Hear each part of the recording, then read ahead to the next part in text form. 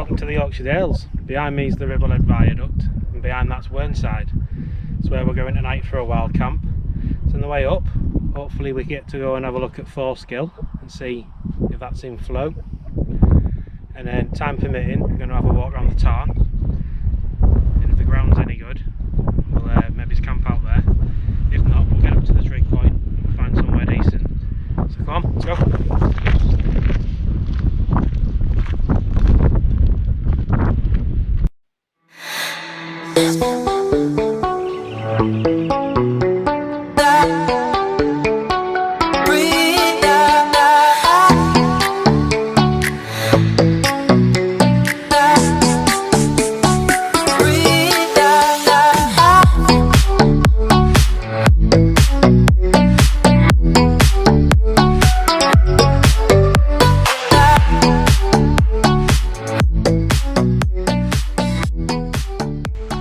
Right, so once you walk past the viaduct, the footpath goes underneath it. You can go that way to get to Whernside, but it takes you the really steep route. We're going to go the more gradual, longer route. So go past that junction and then work your way up the stairs after the viaduct. When you get to this point on your way up, don't go that way. Just carry straight on up this path, keeping the railway on your left.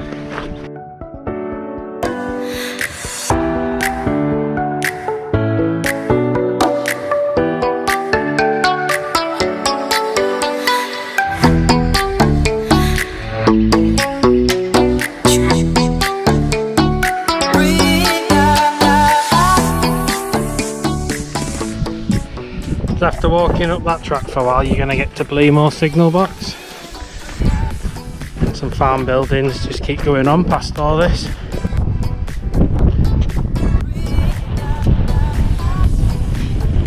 There's Ingleborough in the background behind us. That's probably going to be my next wild camp. See Blea Moor, cottages, farmhouse, whatever that is, and then the signal box is just behind it. And all we've done since we left the viaduct is carry on this the more obvious path and not turned off yet. Navigating up to Whernside's pretty simple, to be fair. You follow this path, it's well signposted, 3 peaks or Whernside, and if you kind of go up around the back of it and then up onto the ridge. Then if you can see in the distance them unnatural looking mounds, they're there from when they dug the tunnel for the railway. The air shafts and the soil and rock they had to remove. So when a train there's a tunnel, it pushes all the air through and that air needs somewhere to go, and that's what them holes do. Ventilation shafts to give the air somewhere to go so the train doesn't smash into the big air pressure wave. So it's pretty impressive considering how old the railway is. So we're just going to carry on this footpath now, and then there's something up ahead quite special that I'm going to show you that you don't see every day. So I'll bring you back in a minute. Coming to a little bit of a stream crossing here. In the decent months you can just walk straight through, but they have put a bridge in over there for when the stream's up. Generally in the winter it's a lot higher and it's best to use the bridge.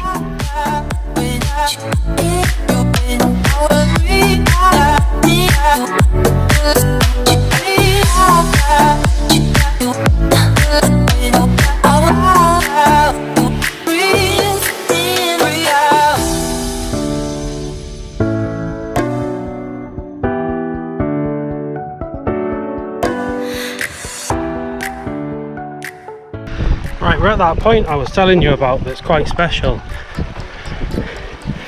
This footpath takes you over the railway, which isn't too special in itself. What also passes over the railway is the stream. So they've built a bridge back up there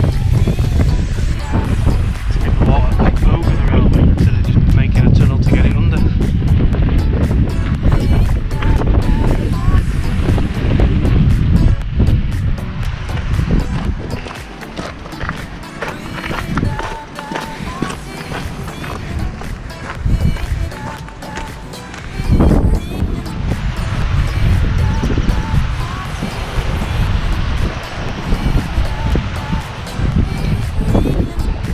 So there you can see I'm on top of the railway. So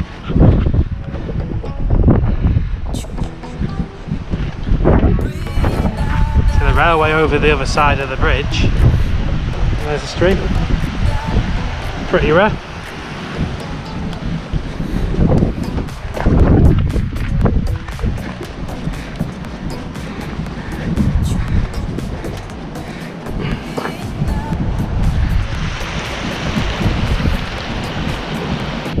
Shortly after crossing the railway, where the stream goes over as well, you'll get to this quite old sign.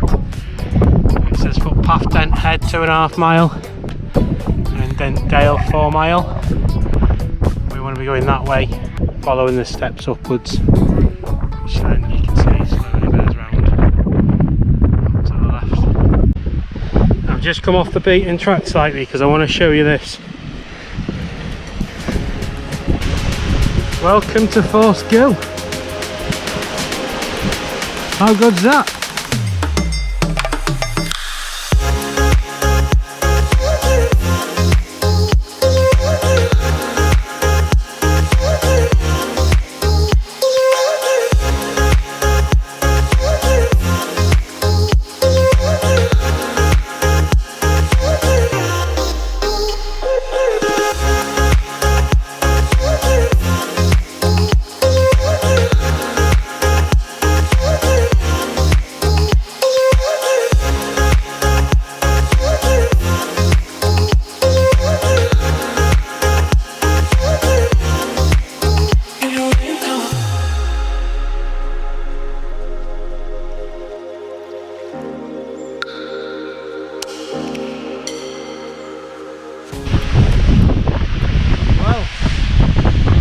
Force Gill, another epic place in the Yorkshire Dales.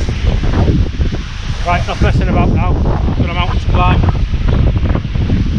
It's a bit of a way yet, so see you en route.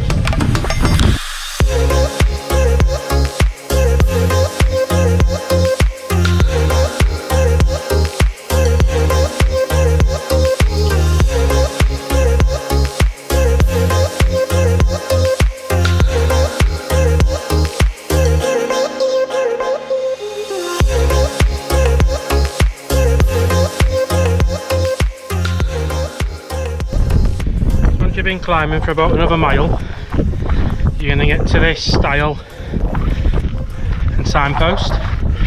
We want to be going over the stile, following the sign for the public footpath, Whernside 1 3/4. We go straight on, it's about 6 miles to Deepdale, so you don't want to be going that way. Up there, following that path.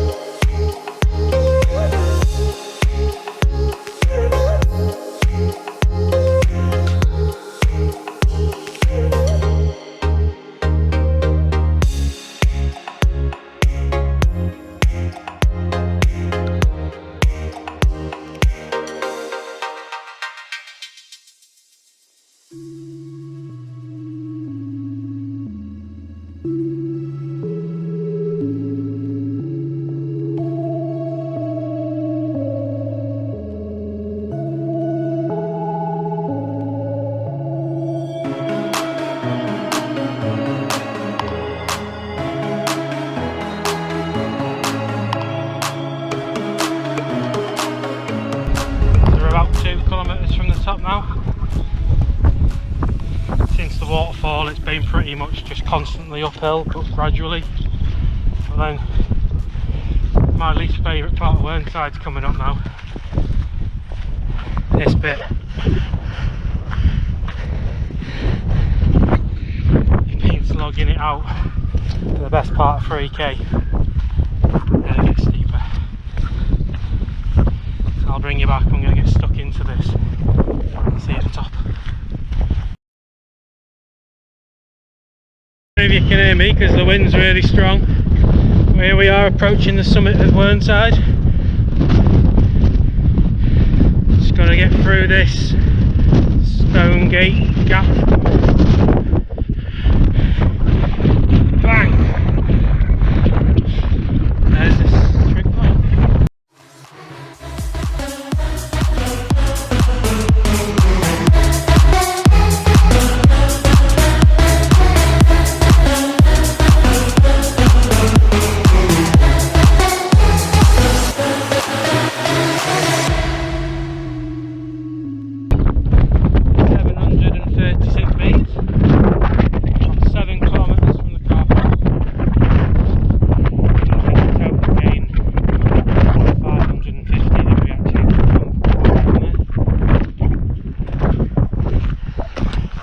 Very similar to up Pen Y Ghent. Got a storm shelter stroke windbreak. Views of the Dales. The sun going down in the west. So time to pitch the tent, get something to eat, try and get out of this wind and warm up.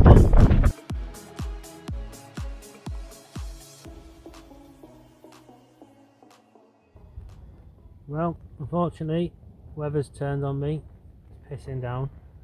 It's quite strong winds, but luckily I've got a wall behind me that's protecting me. So it's going to be an evening in the tent, but not to worry. I've got what have I got? I've got Wayfarers beans and sausages for supper, and then I bought a couple of beers. This one's by Beavertown and it's called Heavy Gravity and it's a hazy IPA, 6.5%. See that? And another one from a company called Siren Craft Brew, and that's called Fort Bubble, and that's a juicy IPA. There we go. And that one is a 6%, so they should help me out getting to sleep. And then my wife's going to kill me, but I've stolen the jelly babies. So sugar, beer, burgers and beans. So there's no sunset either, so I'm not going to bother getting outside and getting wet. I mean, the Wild Country Zephyros 1, it's 3-season tent, one person, quite snug, but it'll be a bit warmer than the Cloud Peak that I'm normally used to. And then I'm on, you didn't see all that, it's tight in here. Got the Trekology UL80 sleeping mat, a couple of comfy pillows, and my Army issue sleeping bag. I think that's about it. Right, I'm going to get my tea on, so if anything decent happens I'll bring you back in a bit. See you later. Morning. Well, rain most of the night, and as you can see it's quite windy outside. But we're going to get up 4:30, so we're up before the sun. See if it's a good sunrise. We'll get some breakfast on, put the kettle on, start waking our way down. So let's do the morning. Right, so I've been outside and it's pissing down and it's just thick fog. Quickly show you a lot. So this morning going to be no fancy sunrises, it's just going to be a quick pack up and shoot. So I've already got most of my stuff. There's my waterproofs and the tent bag left. There's some muesli and a cup of tea, and then I'm bugging out. So I'll speak to you on the way down.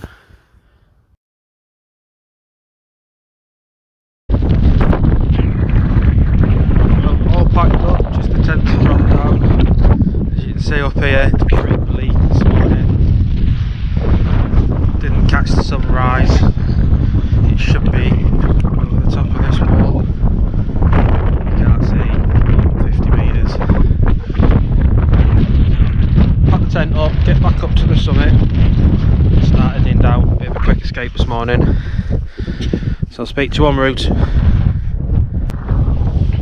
That's the tent packed up, we're all ready to go. As you can see, all I've left behind is some dry flat grass, probably the only bit of dry grass up here, so leave no trace.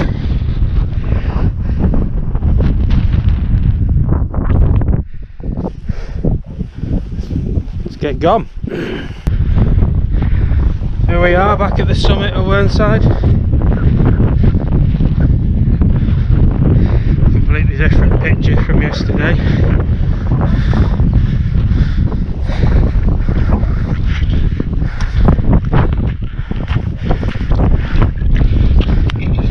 Flag the trig for one last time.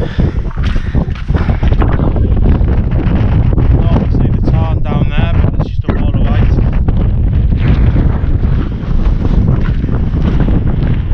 Literally nothing to be seen. Still a wonderful place though. There's the wind shelter. Should have camped out in there last night. Didn't want to occupy it for someone that needed it. I'm going to get through the iconic stone gate in a second and head our way down. But today's weather makes it all more important to have a map and compass with you. Easily veer off trail in this kind of weather, especially if you don't know where you're going. It's your first time out on any given route. Luckily I know the route really well, so that should be fine, but I've still got my map, compass and GPS with me. You just never know. So right, I'm going to get myself down. Like I said, there's nothing to see, so once I get behind the fog, or if it clears up, I'll bring you back. See you at the bottom. So we're well on our way down now. Fog's starting to clear a little bit and just start to see the Tarn in the distance.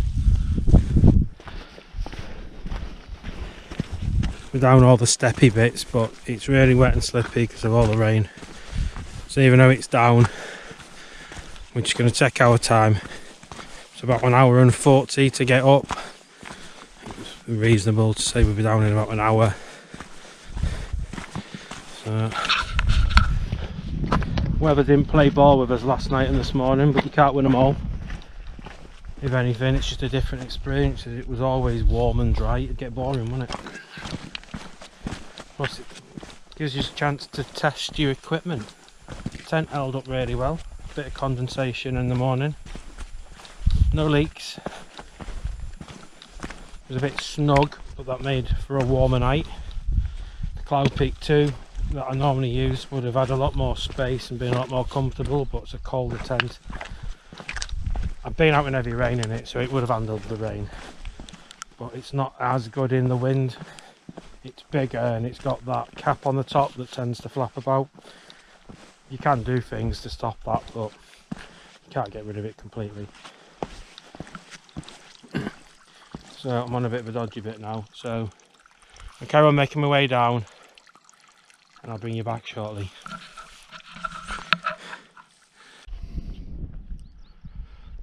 Looking back up towards Whernside, we just come down that really steep bit with all the slippy stairs. It's clearing up quite nicely now,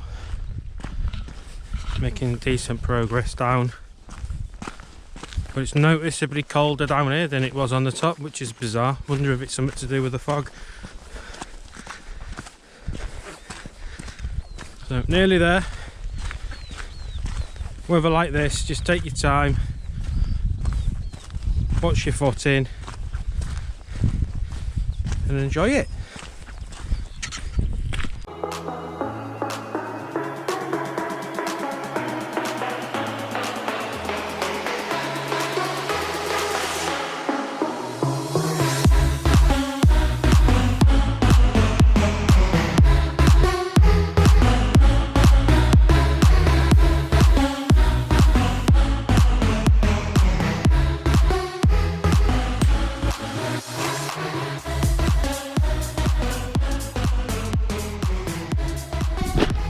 So we're now approaching the stile and the signposts that we came across on our way up.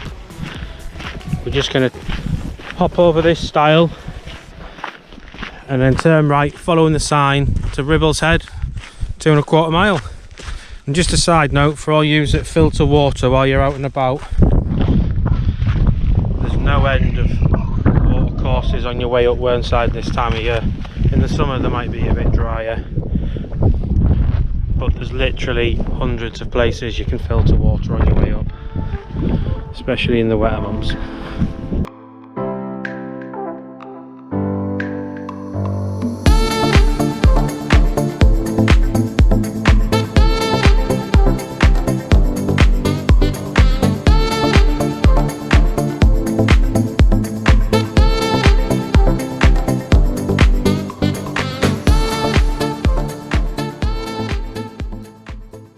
So just arrived at one of the very few gates. Got Force Gill behind us. And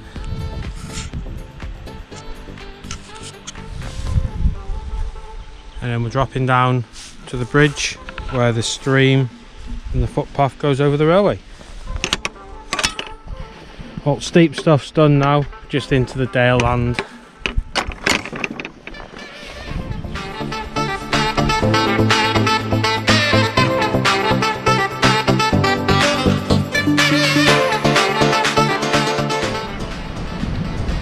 So we've just come through that gate and now we're walking over the bridge back the way we come, where the stream and the footpath goes over the railway.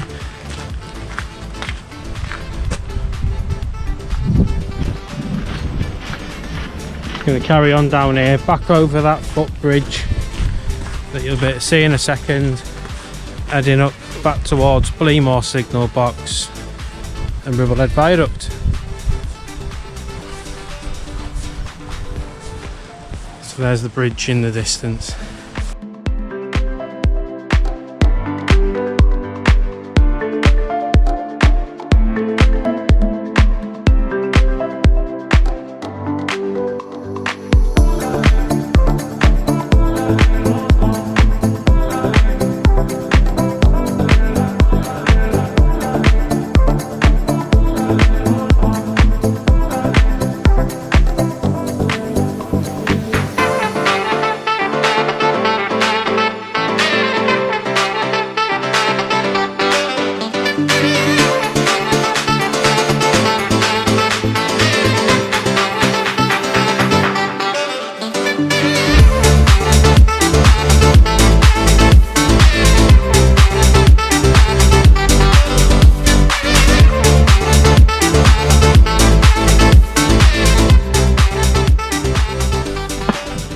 So we're almost at the Ribblehead Viaduct now, and then you get to this stile and gate.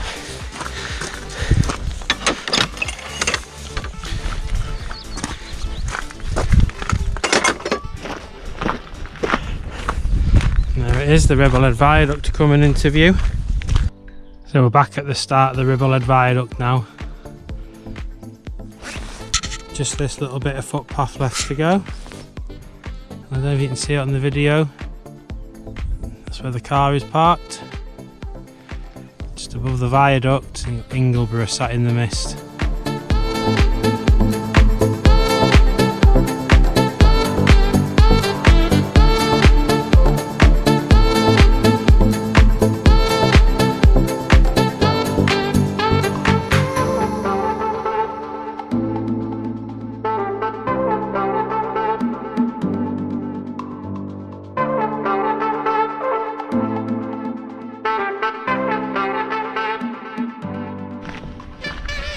So we're almost back at the car now, which means it's time to sign off. Yesterday we walked up Whernside. The weather was perfect for walking. A little bit warm with a decent breeze to keep it cool. Had a look over at Gill Force Waterfall, took some pictures there. That was spectacular as usual. Got ourselves up to the top of Whernside. Then the fog rolled in with the clouds. So there was no sunset, no sunrise. Found a decent place to pitch behind a wall. Got some cover from the wind. Managed to get the tent set up in a decent spot. So had some tea and a few beers. Got an early night.